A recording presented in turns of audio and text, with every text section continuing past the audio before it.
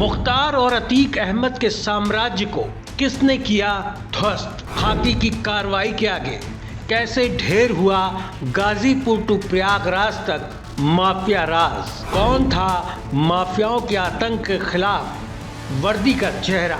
एक trainee IPS ने कैसे माफियाओं की जड़ में डाल दिया मट्ठा?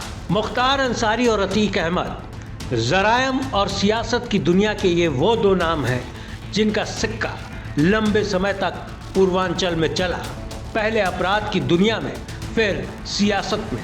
गाजीपुर के मुख्तार अंसारी तो सियासत में अजय रहे, लेकिन अतीक अहमद के हिस्से में कभी हार तो कभी जीत आती रही।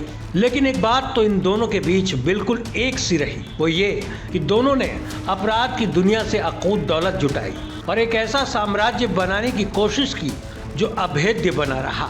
सरकारें आती जाती रहीं, लेकिन दोनों का रुतबा कभी कम नहीं हुआ। सपा बसपा हर सरकार में सत्ता के शीर्ष तक दोनों की पहुंच रही और दोनों सत्ता की जरूरत बनते रहे। लेकिन वो कहते हैं ना कि जुर्म की उम्र लंबी नहीं होती। जुर्म के इन दोनों बेताज बादशाह का भी वक्त नजदीक तब आ गया जब 2017 में बीजेपी प्रचंड बहुमत के साथ सत्ता में आई और प्रदेश की बागडोर बीजेपी ने योगी आदित्यनाथ को सौंप दी। फिर क्या था, भरी विधानसभा में योगी आदित्यनाथ ने माफियाओं को मिट्टी में मिलाने का ऐलान कर दिया।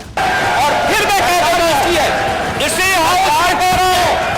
इस माफिया को मिट्टी में मिला देंगे। सूबे के मुखिया के इस बयान का मतलब और मकसद बड़ा साफ था, प्रदेश के माफिया राज को खत्म करना और लॉ एंड ऑर्डर की बहाली करना। इसके बाद शुरू हुआ एक्शन, जिसमें खादी के आदेश पर खाकी ने मोर्चा संभाला।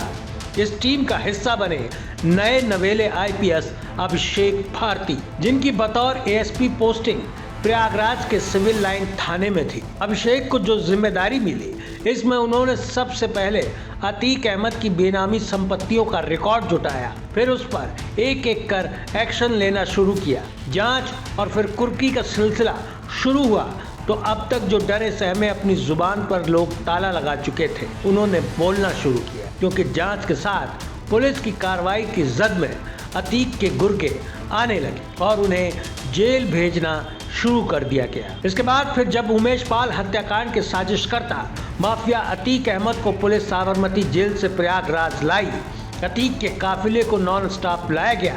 पहले गुजरात, फिर राजस्थान, मध्य प्रदेश राज्य की सीमा में होते हुए झांसी के रास्ते प्रयागराज तक पहुंचाया गया। उमेश पाल हत्याकांड के आरोपी विजय उर्फ उस्मान चौधरी को प्रयागराज की पुलिस टीम के साथ मिलकर एनकाउंटर में ढेर किया। उमेश पाल की हत्या में पुलिस ने पूरे गैंग पर ठोस कार्रवाई की। ये महज इत्तेफाक ही था कि अभिषेक की पोस्टिंग प्रयागराज से ठीक पहले गाजीपुर में भी हो चुकी थी। वो यहाँ भी बतौर एसपी ग्रामीण तैनात रह चुके थे। इस दौरान उन्होंने कार्रवाई की, जिसकी बदौलत उनके हिस्से में मुख्तार गैंग के खिलाफ भी कार्रवाई का रिकॉर्ड जुड़ गया। असल में एसपीआरए रहते हुए ड्रग्स तस्करी को लेकर बड़े स्तर पर अभिषेक भारती ने काम किया।